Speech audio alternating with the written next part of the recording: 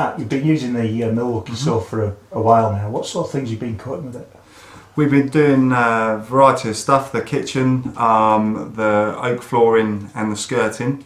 What we found, one of the great benefits with it is on the white vinyl gloss on the kitchen, cutting the mitres on here is imperative. We get a nice clean fine cut, and that saw absolutely does the trick for us.